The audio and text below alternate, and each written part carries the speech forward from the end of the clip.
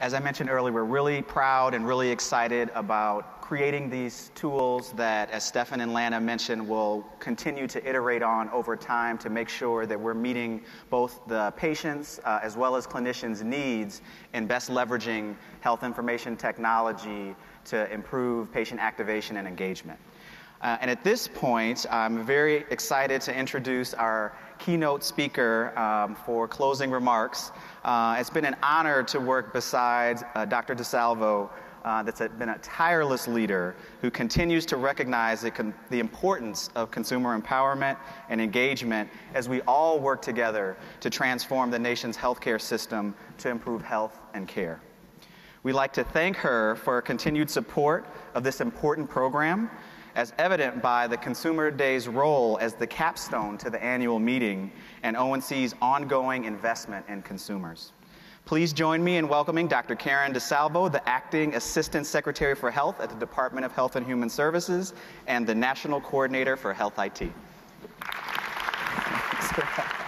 Yes. Look, someone gave me an iPhone. Well, good afternoon, everybody. And Tom, thank you for the introduction, and thank you for joining the team. Secretary Sebelius was sharing stories about recruiting me, and I should share a story about recruiting Tom. I did a listening session in Chicago, done these all over the country, and Tom was in the room, and there were so many fantastic people who were a part of it, but there was just something about the way he understood what it meant to be a doctor and really the whole clinical team of using Health IT to improve health, but what the challenges were and how to bring voice to that. But you understand what it means to be a patient and a consumer in that space. You were so attentive to how this was going to really help and advance the health of the people in your health centers, but in your system broadly. And I pursued and won to have Tom and his wife and family move back to the National Capital area, and I thank Chicago for the gift. We should clap for Tom, I think.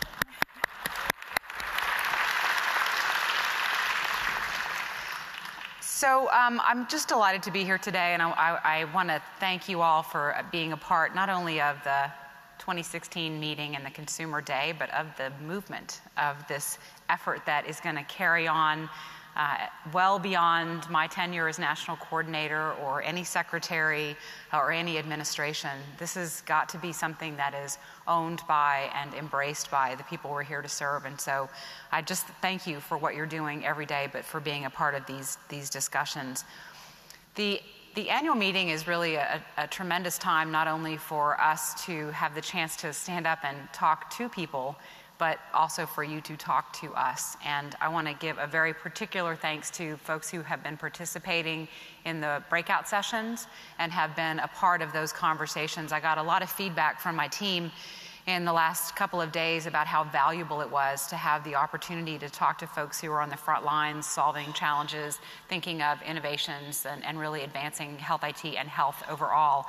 We don't often get to go across the country, and so the opportunity to have many of you come here and help us understand the downline logistics of our policy implications, to help us think about how we can be more helpful at raising the floor, setting the right guardrails, but not getting in the way of the ceiling is incredibly important. So I want to underscore that and thank you all for making sure that you're helping keep us informed of the decisions that we're making and how it impacts everybody on the ground. I am not wearing a blue button on the front of my jacket, but it is on the back of my jacket. And maybe we could go to the camera for a second before you show the film. Thank you. So I wanted to wear my jacket today and tell you a little bit about one of the people in this picture. So the story's available online. I got my blue button is my true north, you see up in the sky. And this little girl in the red in the middle with the white coat on is me wearing my doctor costume. And those are my two sisters, the little ones, and that's my mom in the blue dress. And she called this, I'm sorry, I'm completely drawing a blank of it. It's about free lunch, because there I am with my free lunch trays from in school. And that's New Orleans and us working as a jazz ensemble to rebuild our community from the floodwaters, and then, of course, HHS. So thanks to all of you who also have your walking gallery jackets. It's really an honor for me to have one. And I wanted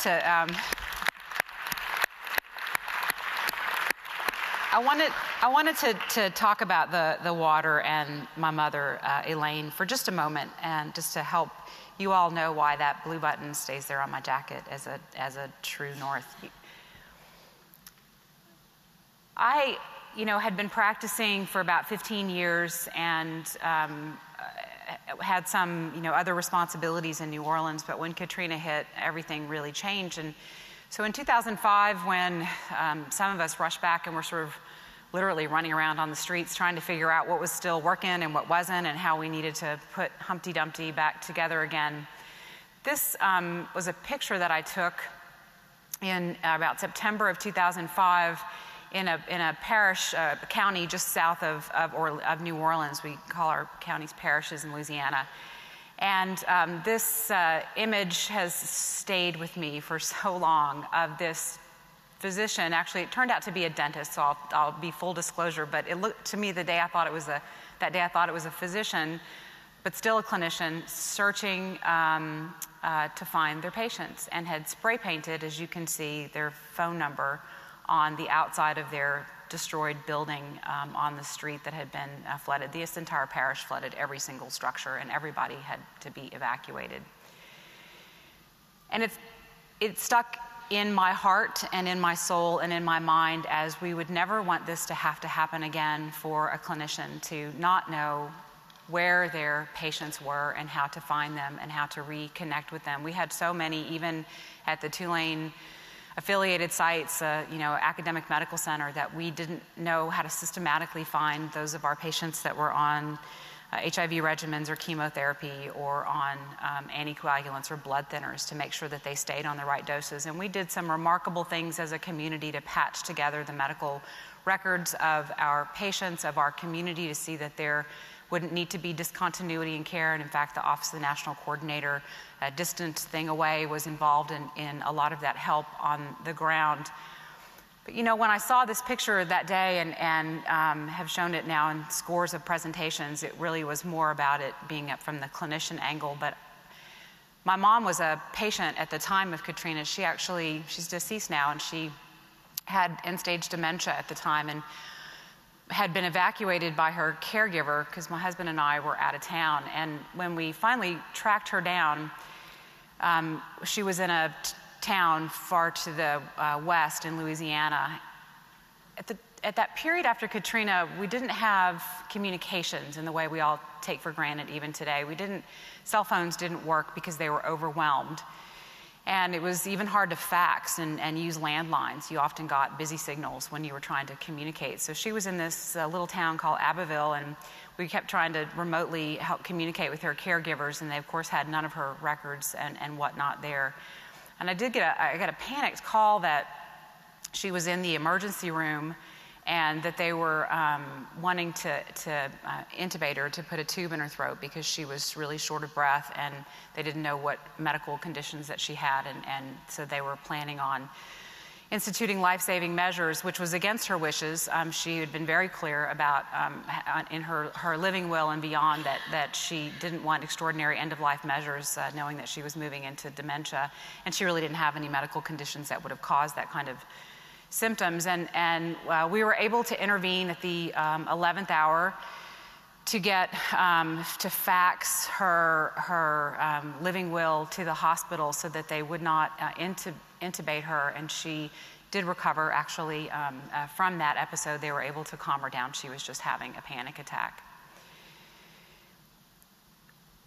In talking with her caregiver, who had a couple other folks with her, she had a lot of people that she was helping who had a lot of medical conditions, that when she had evacuated them at Katrina, they didn't go with any records. And so my mom was but one of many people that they were trying to sort out who was on what blood pressure meds and what heart failure meds, and how to help manage them in this little town of Abbeville. And I have to say that this picture, therefore, is not just about the clinical view of what it felt like as a doctor to lose contact with my patients and so many of my colleagues, but it reminds me always of what it felt like to be that daughter and know that my mom had been disconnected from her caregivers and from her records, and it almost led her down a pathway that would have been against her wishes.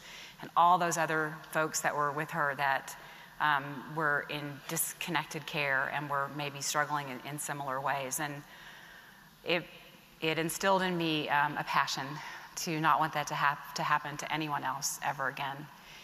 And so I want to reassure you all that as national coordinator, but also just as a part of this broad community of which you all are part, I am passionate and committed to seeing that we overcome whatever technology or policy or business case challenges that there might be to see that we don't have the kind of situations either in disaster or every day that interfere with people having the kind of health or health care that they choose, that they deserve, and that is going to help bring them the kind of quality of life that we all want for everyone.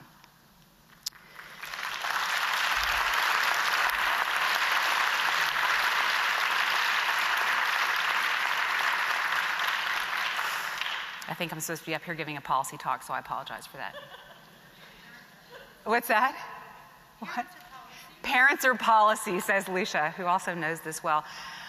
That is my message to you as doctor, daughter, policymaker. I want to just say a couple more things about the sessions that we have, and I believe that we've got some photos that are going to roll from the last couple of days of meetings that were here, so whoever's is able to manage that. There they are.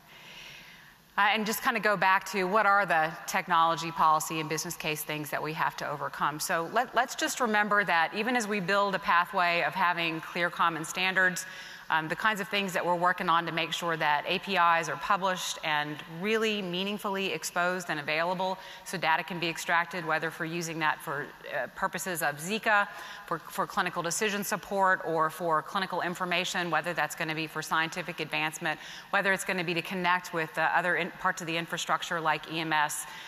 We're going to keep working on this policy piece to get a fine point on the standards, but also to make sure that emerging standards like FHIR, like the use of APIs and apps, is done in a way that's not only technologically right, but respectful of privacy and security. From a policy standpoint, we're counting on you all to continue working with us to see that we are thinking ahead of what the potential challenges on the horizon might be as we move to a world where data is more fluid. So we must be thoughtful about security, but also privacy, but we also must be thoughtful about where that fluid data is going to get hosted. So what are the governance issues, the trust issues around data that's hosted not in an EHR, but maybe in a new place, like a longitudinal health record? And then finally, we must really all be thinking about how we create the push and pull, the demand for the data itself to move.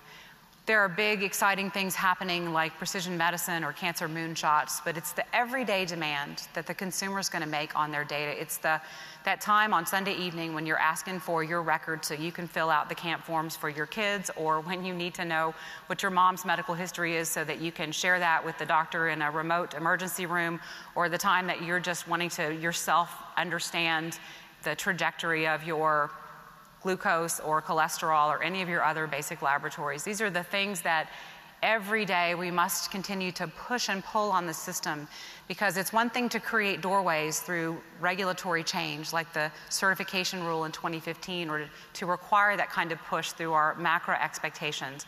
But someone has to knock at that door, and there has to be a way to open it, and someone has to want to receive that data on the other side. I was with the secretary this morning, and we were talking about just this very thing. And all of this work, this foundation that we will lay, ONC is going to continue to set this policy table to create a big tent, to see that the federal partners are in as much aligned as possible, to see that we're putting all of the right technology and policy things in place so that when that knock at the door happens, that data can come out to the consumer or to other reasonable uses.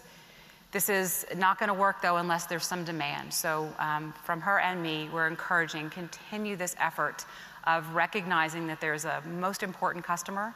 That customer is the consumer, and that's that consumer's data, and we will be with you along that journey, not only in this administration, but going forward, to see that we can bring that kind of a data fluidity to fruition, that vision of access that we also desire. So thank you all so much for your ongoing work. Thank you for your partnership. And thank you very much to the team, which I needed to do, not only the consumer team and to Tom, but I have to call out Megan Rowe before I leave the stage, who put together this 3-day meeting.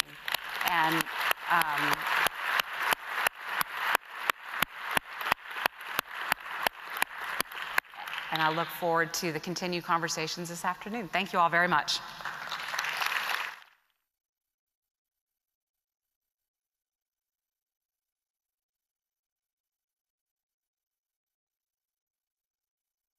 I want to thank everyone for attending this morning and this afternoon session to this point. Right now, we'll transition to our breakout sessions. All of the breakout sessions are on the second floor, and there actually are other breakout sessions other than the Health IT Playbook. So I will go through the other three, consumer access and the pledge to interoperability next steps. That's in room 202B. More data is better, improving patient-centered outcomes with patient-generated health data. That's in room 204C. And patient-centered data home is in 203A and B.